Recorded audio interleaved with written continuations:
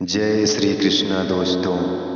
अगर जीवन में खुश रहना है तो टिटहरी की 3 बातें हमेशा याद रखें। दोस्तों, आज हम आपके लिए एक ज्ञानवर्धक प्रसंग लेकर आए हैं। एक समय की बात है, समुद्र के किनारे टिटहरी का जोड़ा रहता था। एक दिन ऐसा समय आया जब टिटहरी के प्रसव का दिन निकट आने लगा। तो टिटहरी ने पति से बोली, पति देव, आप कहीं और सुरक्षित जगह की खोज करिए। टिटहरे ने कहा, यह स्थान सबसे सुरक्षित है। टिटहरी ने कहा, हे पति देव, जब समुद्र की लहरें आती हैं तब वे लहरें मतवाले हाथी को भी अंदर तक ले जाती है, इसलिए इससे अच्छा स्थान ढूंढना आवश्यक है। टिटहरे ने कहा, समुद्र में इतनी ताकत नहीं है जिसे वे हमारे संतान को नष्ट कर सके, इसलिए बिना किसी चिंता के यहीं अंडा दे दो। टिटहरे की यह बात समुद्र ने सुन लिया। समुद्र ने सोचा, यह टिटहरा बहुत ही घमंडी और अभिमानी है। समुद्र ने सोचा, इसका घमंड तो नष्ट होना ही चाहिए।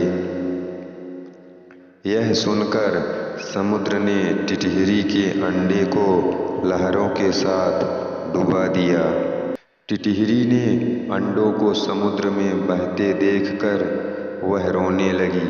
टिटहरा से कहने लगी, अरे मूर्ख, मैंने पहले ही बताया था कि समुद्र की लहरें अंडे को समेट ले जाएगी, पर तूने घमंड बस में बातों को नहीं मानी। जो अपने प्रिय की बातों को नहीं सुनता उसकी दुर्गति होती है।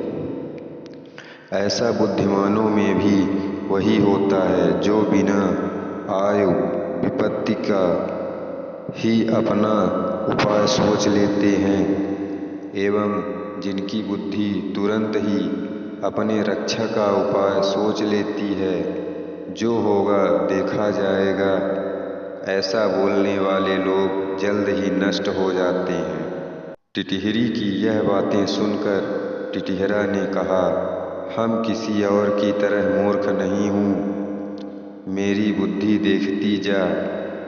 मैं अपने चोंच में जल भरकर समुद्र को सुखा दूंगा। टिटहरी ने कहा, समुद्र के साथ तेरा वैर अच्छा नहीं होगा और इस विशाल समुद्र का सुखाने का कोई और उपाय नहीं है। अपनी शक्ति ही देखकर हमें वैर लेना चाहिए, नहीं तो जिस तरह आग में पतंग जलकर राख हो जाती है, उसी प्रकार समुद्र से वैर लेना तेरे लिए अच्छा नहीं होगा। दोस्तों, फिर भी वह टिटहरा अपने चोंच के दम पर सुखाने की बात करता रहा।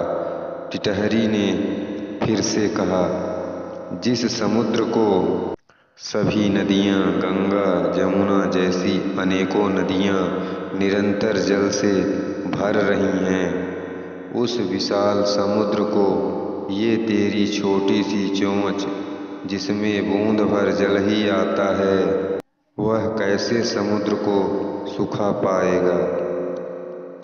जब तुम समुद्र को सुखाने की जिद ही है तो और पक्षी से कुछ सलाह ले लो। टिटहरे ने कहा, तेरी यह बात हमें अच्छी लगी। ठीक है, मैं दूसरे पक्षी की मदद से समुद्र को सुखाने में पूर्ण रूप से प्रयास करूँगा। टिटहरे ने पक्षियों को बुलाकर अपनी पूरी बात बताई।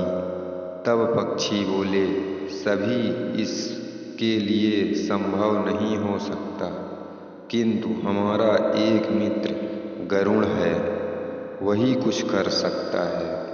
उसी के पास चलना अच्छा होगा। वही कोई उपाय बता सकता है।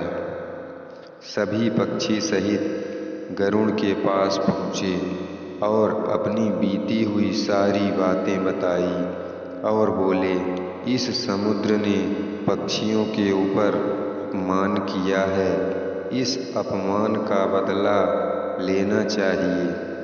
तब गरुड़ ने कहा, समुद्र बहुत ही विशाल है, मैं कुछ नहीं कर सकता, लेकिन मैं श्री हरि विष्णु का वाहन हूँ, मेरी मदद श्री हरि विष्णु अवश्य करेंगे, इसलिए हम सभी को श्री हरि विष्णु के पास चलना उचित होगा।